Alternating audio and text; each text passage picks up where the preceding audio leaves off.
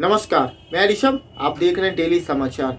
NIA के कस्ता सिकंजा देख आज सचिन वांझे ने एनआईए के सामने अपनी सच्चाई बताई और उन्होंने बताया कि उन्होंने ये पूरा प्लान क्यों किया था और इसके पीछे किस नेता का सह था उन्हें। इन सारी बातों का खुलासा जब एनआईए ने किया तो महाराष्ट्र सरकार पे भी खतरा मंडराने लगा है। आज एनआईए ने सचिन वांझे के घर पे छापा मारा था। ये वही घर है उनका अपार्टमेंट का, जिसमें सचिन वांझे ने अपने अपार्टमेंट की सारी सीसीटीवी फुटेज डिलीट करवा दी थी। और आज एनआईए ने सचिन वांझे का लैपटॉप भी जब्त कर लिया है। उनके लैपटॉप में सचिन वांझे के द्वारा किए गए कार्यों का भी विवरण मिला है, जो कि बता दूं कि सचिन वांझे केस में बहुत अहम है।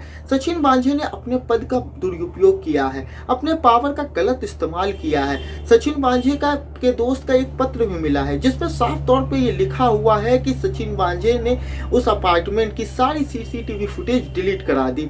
ये सारे आरोप उस पत्र में लिखे हुए हैं। वहीं एनआईए की टीम अब जांच करने में जुटी है कि आखिर सचिन वांझे का क्या रोल है इसमें। सचिन वांझे के खुलासे से कई सारे लोगों के सांसें अटकी हुई है, क्योंकि हो सकता है कि कई और लोग इसमें इन्वॉल्व हो, जिनकी गिरफ्तारी अब हो सकती है। एनआईए की टीम को जब ये पूरा केस सौंपा गया था, उस समय महाराष्ट्र सरकार ने इसकी आलोचना की थी और जब गिरफ्तारी हुई सचिन वांझे की, तो महाराष्ट्र सरकार ने सचिन वांझे की गिरफ्तारी का बचाव किया था और उन्होंने कहा था कि गलत तरीके से सचिन वांझे को गिरफ्तार किया गया था। सचिन वांझे की गिरफ्तारी मुंबई पुलिस के लिए अपमान है, ऐसा कहना था उस समय शिवसेना का। पर अब शिवसेना बैकफुट पर दिख रही है। शिवसेना के नेताओं का अब कहना है कि कोई खुद को शेरलॉक ना समझे। ये संजय राउत ने अपने बयान में कहा था। संजय राउत ने कहा था कि अगर एटीएस भी ये जांच करती है जो गलत होता तो उसको पकड़ती, लेकिन एनआईए को ये जांच फालतू में सौंपी गई है। जबकि एनआईए ने जब ये जांच संभाला, उसी के बाद परते दर परते खुलने लगी। जैसे कि जिस स्कॉर्पियो का गाड़ी का इसमें पूरे घटनाक्रम में यूज हुआ है, वो गाड़ी मनसुख हिरेन की थी ही नहीं, वो मुंबई स्थित एक पीटर नाम के शख्स की थी। उसने मनसुख हिरेन से गाड़ी का डेकोरेशन कराया था। मनसुख हिरेन गाड़ी के इंटीरियर डेकोरेशन करते थे। पीटर ने मनसुख हिरेन को पूरा पैसा नहीं दे पाए थे, इस वजह से मनसुख हिरेन उनकी गाड़ी लेके आ गए थे।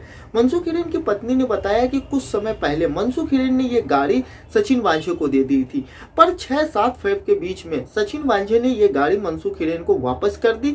उन्होंने साफ शब्दों में मनसुख हिरेन की पत्नी ने ये आरोप लगाया कि सचिन वांझे ही उनके पति के मौत के पीछे हैं। उनकी पति की हत्या हुई है, जबकि शुरुआत में पुलिस ने बताया था कि मनसुख हिरेन ने सुसाइड किया है। आपको बताना चाहूंगा कि एनआईए अब इस जांच में जुटी हुई है कि वो पीपीई किट पहने जो शख्स इनोवा से भागा था, क्या वो सचिन वांझे है। सचिन वांझे को भी पीपीई किट पहना के चला के देखा जाएगा।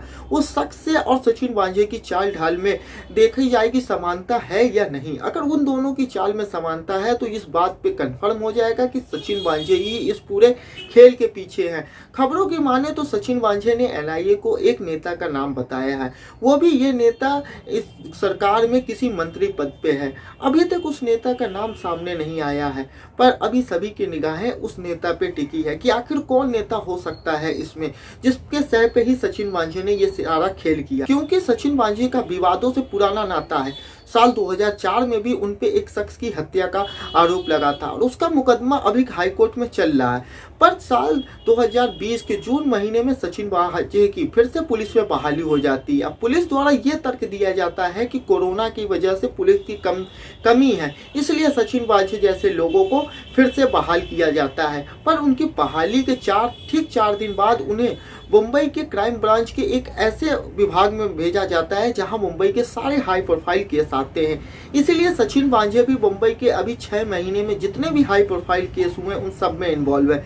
चाहे वो टीआरपी स्कैम हो, अर्नब की गिरफ्तारी, इन सारे केस में सचिन वांझे का नाम है। तो आप समझ सकते हैं कि सचिन वांझे के पीछे कितनी बड़ी पॉलिटिकल लॉबी है जो सचिन वांझे को बैकअप दे रही है। आपको बता दूं कि सचिन वांझे पे कई सारे आरोप लगे हैं और वो उनका विवादों से पुराना नाता है। सचिन वांझे की जब गिरफ्तारी एनआईए ने की थी, उस समय सरकार ने काफी ज्यादा सवाल उठाया था एनआईए पे।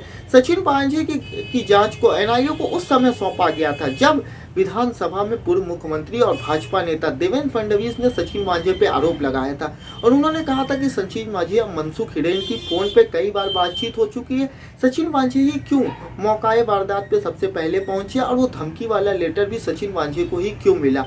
कुछ गड़बड़ है। उन्होंने शक जताया था इसका, और उन्होंने ये भी कहा था कि मनसुख हिरेन को पुलिस प्रोटेक्शन मिलना चाहिए, क्योंकि मनसुख हिरेन इस पूरे मामले में एक अहम कड़ी है। पर उस समय सरकार ने उनकी बात नहीं मानी और सचिन वांझे को उसके बाद ही इस केस से हटाया गया जब मनसुख हिरेन की मौत हो गई।